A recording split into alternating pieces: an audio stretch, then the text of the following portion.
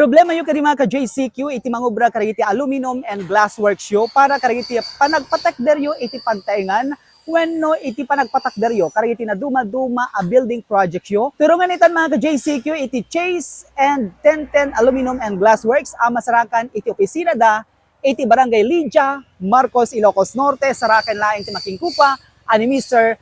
Ginwell Agustin Jr., mga kaibigan.